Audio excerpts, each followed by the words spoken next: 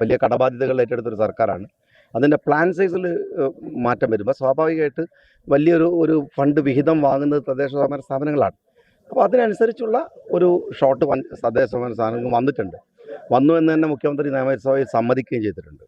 അതിനി വരുന്ന ആളുകളിൽ പരിഹരിച്ച് പോവുകയാണ്. അപ്പോൾ 3-ാം ഗഡു വരെ കൊടുത്തിട്ടല്ല ഈ സർക്കാർ പോയത്. കഴിഞ്ഞ സർക്കാർ പോകുന്നത് 3-ാം ഗഡു കൊടുക്കേണ്ട സമയം കഴിഞ്ഞിട്ട് ഒരുപാട് വൈകിട്ടാണ്. അത് കൊടുക്കാൻ കഴിഞ്ഞിട്ടുണ്ടായിരുന്നില്ല.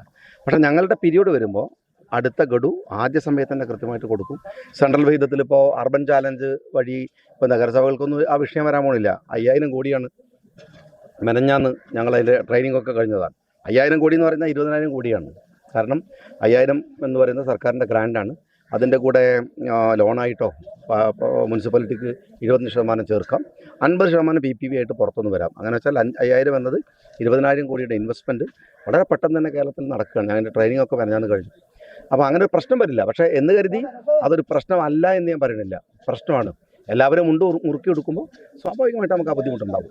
ഭിന്നശേഷി കുട്ടികളുടെ അല്ലെങ്കിൽ സാമൂഹ്യക്ഷേമ പെൻഷനുകൾ മുടങ്ങിയത് ഞങ്ങളെ ഭാഗത്ത് നിന്നാവാനായിട്ടില്ല. ഒരു മാസം ഞങ്ങൾ വന്നിട്ടുള്ളൂ.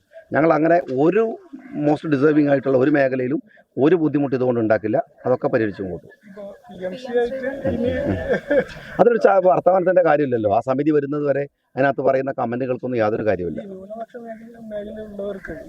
പാഠ്യപദ്ധതിയിൽ ഉൾപ്പെടെ വലിയ രീതിയിൽ ആശങ്ക ഈ സംഗതിയിലുണ്ട്. ഏതില്ല PMC പദ്ധതി വഴി. അപ്പോൾ ഇതാണ് ന്യൂനപക്ഷ ഇതായിട്ടാണോ വന്നിട്ടുള്ളത്? അപ്പോൾ ആശങ്കപ്പെടേണ്ടതുണ്ടോ? അങ്ങനെ എന്താണ് ഇപ്പം അതിനെക്കുറിച്ച് ഒരു കമൻറ്റും പറയേണ്ട കാര്യമില്ല. കാരണം വെച്ചാൽ നിരവധി തവണ ചർച്ച ചെയ്താണ്. ചർച്ചയ്ക്ക് വേണ്ടിയിട്ടൊരു പോയിന്റ് ഞാൻ പറയേണ്ട കാര്യമില്ല. അത് സമിതി വന്നതിന് ശേഷം അതിനെക്കുറിച്ച് കമന്റ് പറയുള്ളൂ. സുപ്രീം കോടതി ഒരു വിധി ഉണ്ടെങ്കിൽ കൂടി പല തദ്ദേശ ഭരണ സ്ഥാപനങ്ങളും വേണ്ട രീതിയിൽ അതിൽ ഇടപെടുന്നില്ല. വലിയ പരാതിയാണ് എല്ലായിടത്തും ലഭിക്കുന്നത്. ആക്രമിക്കപ്പെടുന്ന കുട്ടികളെ. അത് തദ്ദേശ സ്വയംഭരണ സ്ഥാപനങ്ങളുടെ പ്രശ്നമല്ല.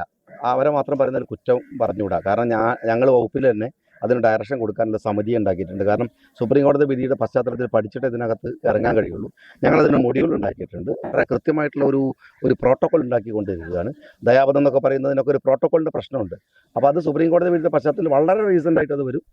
ഈ വരുന്ന 17-ാം തീയതി എനിക്ക് തോന്നുന്നു കിലയിൽ വെച്ചിട്ട് അതിൻ്റെ ഇതുമായി ബന്ധപ്പെട്ടൊരു മീറ്റിംഗ് തന്നെ പഞ്ചായത്ത് സമിതിയുടെ ഭാഗമായി നടക്കുന്നുണ്ട്. അടിയന്തരമായ ഇടപെടൽ ആവശ്യമുള്ളൂ. ജനങ്ങൾ കുറച്ച് പാനിക്കാണ്. നിർബന്ധമായി കുറച്ചൊന്നല്ല, വലിയ നിലക്ക് പാനിക്കാണ്. ഞാനും അതിൻ്റെ ആശങ്കയുടെ കൂടെയുള്ളത്. തീർച്ചയായിട്ടും അതിൽ നടപടി ഉണ്ടാവും.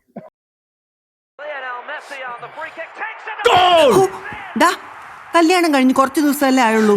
ഈ ഫുട്ബോൾ ഭ്രാന്ത് നിന്റെ ഭാര്യയ്ക്ക് അറിയാവോ?